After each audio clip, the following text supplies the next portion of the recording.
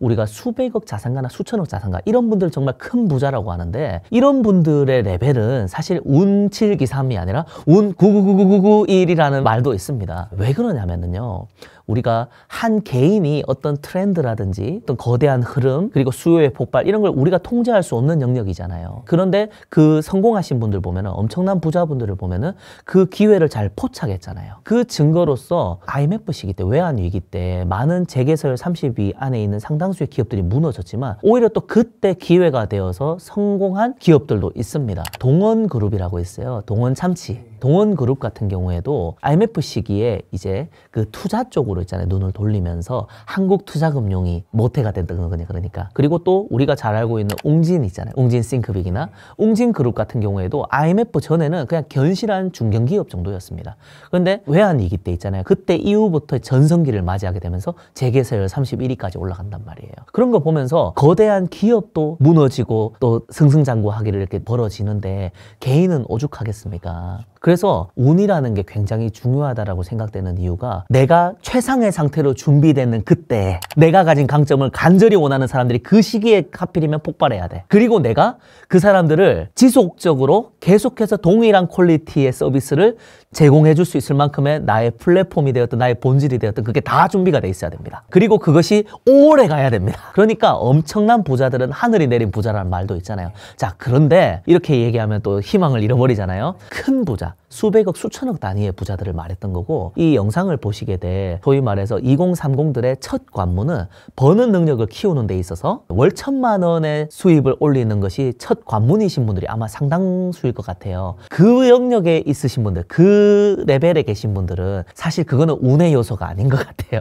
그거는 뚫어본 경험이 많은 사람들이 굉장히 많잖아요. 저는 사실 운이라는 표현보다 이 단어를 더 좋아하고 이 단어가 더 맞다 생각하는데 바로 기회입니다. 운 하면 항상 기회가 같이 따라붙거든요, 사전에서. 근데 기회라는 단어가 영어로 두 가지가 있어요. 찬스가 있고 opportunity가 있는데 이 찬스가 우리가 말했던 운입니다. 내가 통제할 수 없는 우연히 찾아온 행운을 말할 때 그때 굿럭할 때 럭키할 때 그게 운입니다. opportunity는 준비된 기회입니다. 준비된 자가 기회를 잡는다라고 할 때 그때가 opportunity를 말하는 거예요. 그러니까 운의 요소를 강조하시는 분들은 찬스의 영역에 집중하시는 거고요. 노력을 강조하시는 분들은 opportunity를 강조하시는 분들이에요. 결국에는 찬스는 내가 통제할 수 없는 영역, 조금 전에 말씀드렸던 것처럼 시대적 필요나 시대적 요구, 그리고 거대한 흐름, 트렌드, 수요의 폭발 이런 것들은 우리가 개인이 통제할 수 없는 통제 밖의 영역이잖아요. 그런데 그 와중에도 나의 흐름으로 끌어오기 위해 가지고 또 그 흐름 위에 올라타기 위해 가지고 그 시기 때 부자가 된 사람들이 있단 말이에요. 그분들은 뭘 했을까요?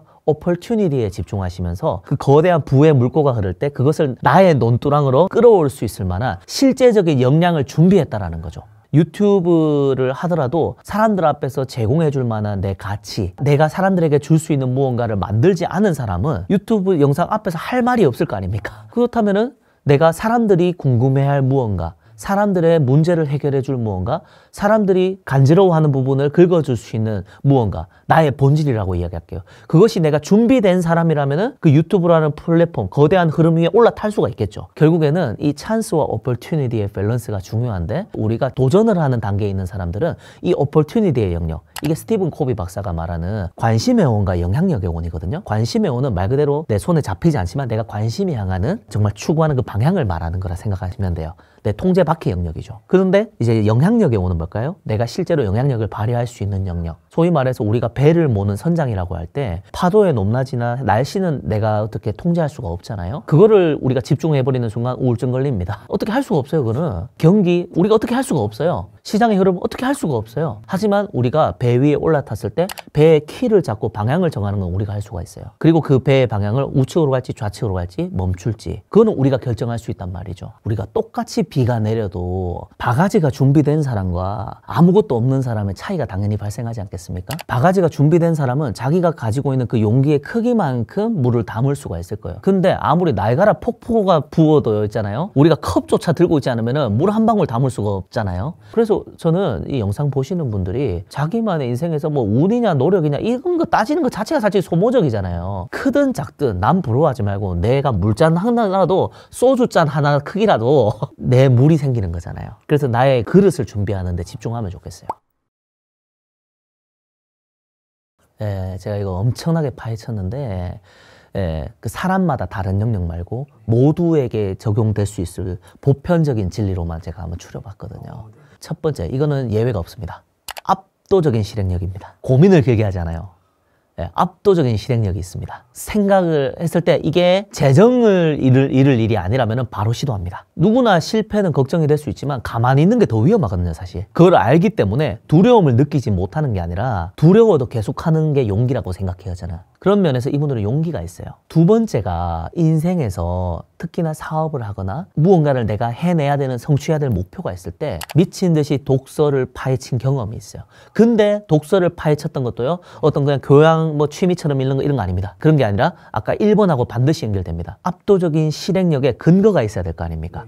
그래서 공부하지 않고 실행력이 높았다가 패가 망신할 수도 있거든요. 예를 들어가지고 그 켈리체 회장님의 파리에서 도시락을 파는 여자라는 책을 보면요, 이분이 실행력이 압도적으로 높았는데 공부하지 않고 실행을 했다가 10억을 빚졌다는 얘기가 나온단 말이에요. 그래서 어떤 분야에 진출하려고 하면요, 최소 그 분야에 100권의 책을 읽으면은 그 분야에 박사학위를 딴 것과 같다고 합니다. 압도적인 아웃풋 전에요, 압도적인 인풋. 그러니까 처음에는 질이 아니에요. 양이 있어요, 양이. 기본적인 양의 법칙이 있어요. 그래서 압도적인 양을 채우고 그때부터 질로 전환되거든요. 그러니까 효율 따지면 안 돼요, 그러니까. 자수성가분들은요, 효율 안 따져요. 특히나 성장기에. 근데 우리는 너무 똑똑해졌어요. 세 번째가 공통점이, 이것도 다 공감하실 것 같은데, 어느 누구도 충분한 자본금으로 출발하는 사람이 없어요. 충분한 자본금. 우리는 자본이 충분하지 않아서 이런 얘기를 많이 하잖아요, 창업하려고 하는 사람들이. 근데 자수성가에서 성공하신 분도 제가 본 결과 어느 누구도 충분한 자본으로 출발한 분이 없었어요. 근데 그랬던 덕분에 그 돈 없이도 어떻게 해야 될까? 그럼 어떻게 될까요? 돈이 있으면 할 수 있는 거는 나 말고 더 큰 자본을 가진 사람은 누구나 할 수 있단 말이 되는 거잖아요. 돈이 없었던 덕분에 내가 할 수 있는 일, 나만이 할 수 있는 그 본질에 더 집중할 수 있는 기회로 작용합니다. 네 번째가 뭐냐면은, 자수성가형 부자들은요, 고객에게 미쳤습니다. 왜? 무언가를 닦아 나갔잖아요. 자수성가 부자들은 갖추어진 게 아무것도 없단 말이에요. 그렇다면은 우리가 미친 듯이 압도적인 인풋과 압도적인 아웃풋을 한다고 했는데, 그 실행이 뭐겠습니까? 태권도 선수는 발차기 연습해야 되는 거 해야 되고, 수영 선수는 수영해야 되는 거고, 비즈니스 하는 사람은 비즈니스를 해야 되는 거잖아요. 그럼 그 비즈니스를 한다 하면 결국 가치 창조란 말이에요.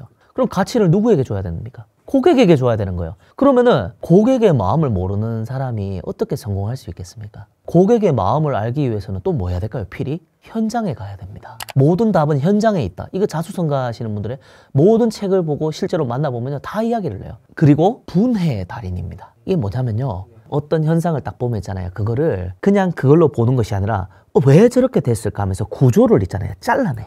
예를 들어서 어떤 유튜브 영상이 떴으면 있잖아요, 그냥 소비자 입장에서 바라보면요, 그 콘텐츠를 소비하는 사람은 그냥 좋은, 재밌네, 유익하네, 이 정도가 끝이잖아요. 근데 내가 똑같은 생산자 입장에서 이걸 바라보면은 어떻게 될까요? 이 영상의 길이가 이 정도가 되네? 영상 조회수가 높은 영상들의 특징은 이렇네? 도입부는 어떻게 하네? 그리고 그 원고의 내용은 어떻네? 썸네일은 어떻게 하네? 이렇게 쪼개잖아요. 자수성가형 부자들은 결국 이러한 분해의 달인이고 장인으로 출발합니다. 사업의 철학이라는 책에 보면요, 사람이 기술자 단계, 관리자 단계, 사업가 단계가 있다고 합니다.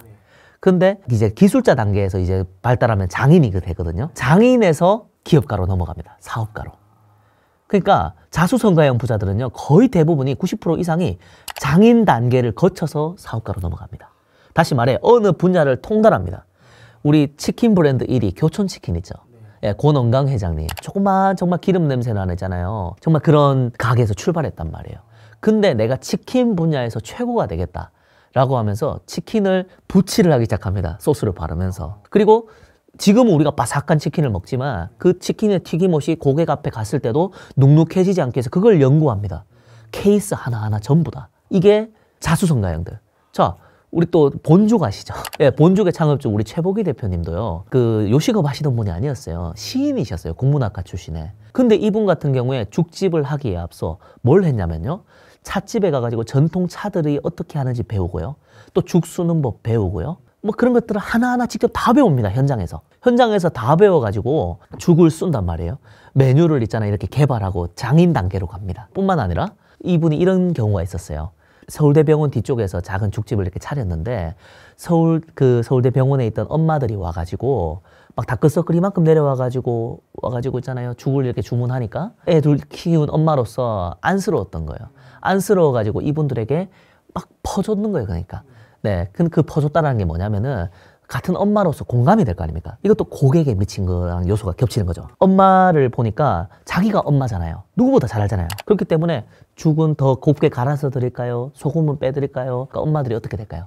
너무 좋아하고 감동받죠. 그러다 보니까 처음에 50그릇이 목표였는데 그것을 추월하기 시작하면서 엄마들이 근데 문제가 생깁니다. 한 번에 몰려오는 거예요. 점심 때 한 번에 막 몰려오니까 감당할 수가 없죠. 이게 자수성가형 부자들의 특징이에요. 또 감당할 수 없는 그 전 단계에 뭐가 있어야 되냐면 장인 단계에서 고객들에게 감동을 준 경험이 다 있어요. 고객들이 요구한 것 이상으로 가치를 준 경험. 그래서 고객들에게 긍정적인 평판을 받고 고객들이 열광하게 만드는 그 시즌이 있어요. 장인 단계로서 갈 수 있는 최고 레벨이에요. 여기로 뭐 모르느냐? 이제 사업가로 가느냐가 여기서 갈라지거든요. 그러니까 여기서 이제 어떤 차이가 있냐면요. 감당할 수 없는 지경에 이르렀을 때 여기서 맛집 길로 가는 사람은 하루에 한정 그릇만 파는 사람이 있습니다. 이러면 어떻게 될까요? 딱 그 매출까지만 하고 더 이상의 확장은 없습니다. 근데 이거는 가치의 차이인 것 같아요. 거기로 멈추시는 분이 있고, 근데 사업가로 가실 분들은요, 여기서 어떤 고민을 하냐면은 50그릇을 내가 이렇게 한 번에 몰려서 왔을 때 고객이 이제 어떻게 됩니까? 많은 고객들이 온 게 오히려 부작용으로 작용하게 돼버린 거예요. 이게 오히려 행운이 오히려 나를 망하게 만드는 길이 돼버리는 거예요. 그래서 이분이 여기서부터 고민을 한 겁니다. 이 고객들이 왔을 때 경우의 수를 두는 거죠. 케이스 바이 케이스로. 이렇게 몰려왔을 때 이렇게 주문하면 어떻게 하지? 경우의 수를 다 둬가지고 몇 명이 몰려오든 바로 똑같은 시간 내에 빠르게 가지고 갈 수 있도록 매뉴얼화 시키는 거예요. 시스템화 시키는 거예요. 그러니까 나중에 어떻게 될까요? 100그릇, 200그릇 이렇게 추월하기 시작하면서 나중에 어떻게 됐느냐? VJ 특공대나 그런 맛집 있잖아요. 그런 채널에서 죽집을 인큐베이팅하는 연락이 옵니다. 그래서 그냥 맛있는 맛집으로 소개만 해줘도 감사한데 죽집을 인큐베이팅 한다고 하니까 줄이 두 줄이 서는 거예요. 죽 먹으러 오는 소비자들, 고객들, 그리고 가맹점 내달라고 하는 예비 가맹점주들. 그러니까 어떻게 됩니까? 매출이 수직 상승하는 거예요. 유튜브로 치면 떡상하는 거예요. 어떻게 해서 이게 이 행운을 담을 수가 있어요? 구조가 준비되어 있었잖아요. 매뉴얼과 시스템이 준비되어 있잖아요. 이게 자수성가형 부자들의 공통점입니다. 어느 누구도 유튜브에서 이걸 얘기 안 해줄 겁니다.